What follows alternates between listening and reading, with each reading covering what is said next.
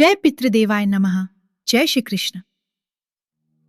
सनातन धर्म की परंपराओं में पितृपक्ष एक ऐसा पावन काल है जब हम अपने पूर्वजों को स्मरण करते हैं, उनके प्रति अपनी कृतज्ञता व्यक्त करते हैं और उनकी आत्मा की शांति के लिए प्रार्थना करते हैं। कहते हैं भाद्रपद मास की पूर्णिमा से लेकर आश्विन मास की अमावस्या तक पितरों के द्वार खुल जाते हैं। ऐसा लगता है मानो स्वर्ग से हमारे पितर धरती पर उतरते हैं, हमारे द्वार पर खड़े होकर आशीर्वाद देने की प्रतीक्षा करते हैं। जो संतान श्रद्धापूर्वक श्राद्ध, तर्पण और पिंड दान करती है, उनके पितर प्रसन्न होकर कहते हैं, तुम्हारी भक्ति और श्रद्धा ने हमें तृप्त कर दिया। तुम्हारे जीवन में कभी सुख समृद्धि की कमी ना हो। धर्म शास्त्रों में कहा गया है कि श्राद्ध केवल कर्मकांड नहीं बल्कि श्रद्धा और समर्पण का प्रतीक है।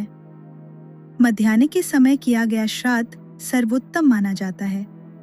गंगा के तट पर श्राद्ध का महत्व और भी बढ़ जाता है, किंतु यदि ये संभव न हो तो अपने ही घर में स्वच्छ और पवित्र भाव से किया गया श्राद्ध भी उतना ही फलदायी होता है। यही कारण है कि पितृपक्ष का प्रत्येक दिन अपने आप में खास माना जाता है। 2025 के पितृपक्ष की तिथियां शुरू करने से पहले आपसे एक छोटी सी विनती है। अगर आप भी अपने पितरों का आशीर्वाद पाना चाहते हैं तो इस वीडियो को अभी लाइक कर दीजिए, अपने मित्रों और परिवारजनों के साथ शेयर कीजिए और हमारे चैनल को सब्सक्राइब करना ना भूलें।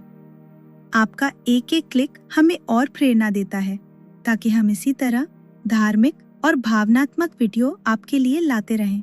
और हाँ, अगर आपने अभी तक गीता का 7वां अध्याय नहीं देखा है तो उसका लिंक डिस्क्रिप्शन में और ऊपर आई बटन में दिया गया है, उसे जरूर देखें। आपको अमृत रस का अनुभव होगा।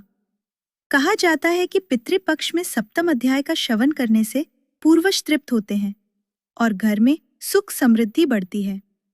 हर रोज अगर पितृपक्ष में यह अध्याय सुना जाए तो आत्मा पर लगे पापों का बोझ हल्का हो जाता है। धर्मशास्त्रों में कहा गया है, स्वधा कार्यम सदा कुर्याद यथा शक्त्यनुसारता तृप्तिम प्राप्नोति मेधावी पितॄणाम नात्र संशया। अर्थात अपनी शक्ति के अनुसार पितरों के लिए श्राद्ध और तर्पण करने वाला कभी संदेह में ना पड़े, पितर अवश्य प्रसन्न होकर आशीर्वाद देते हैं।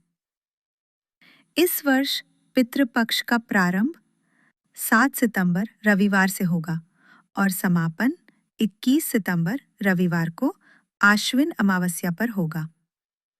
विशेष बात यह है कि इस बार शुरुआत और अंत दोनों ही ग्रहण की छाया में होंगे। 7 सितंबर भाद्रपद पूर्णिमा को चंद्र ग्रहण, 21 सितंबर आश्विन अमावस्या पर सूर्य ग्रहण। अब जानते हैं श्राद्ध की तिथियां।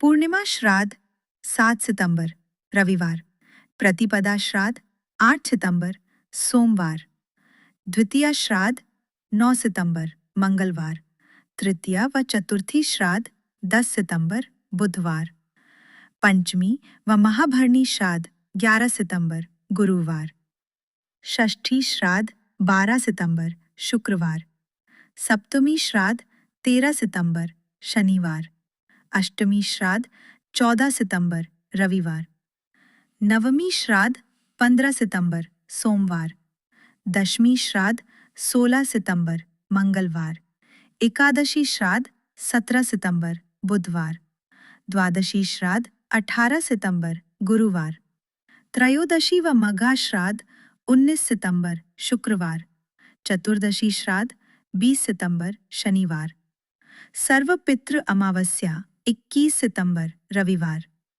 15 दिनों तक चलने वाला ये पितृपक्ष केवल तिथियों का क्रम नहीं है, बल्कि एक सेतु है जो हमें हमारे पितरों से जोड़ता है। जब हम दीप जला के, तर्पण करके मंत्रों का उच्चारण करते हैं तो अदृश्य रूप से हमारे पितर हमारे पास खड़े होकर कहते हैं, बेटा हमें तुम्हारा स्मरण मिला, हमें तृप्ति मिली, तुम्हारे घर में सदा सुख और समृद्धि बनी रहे।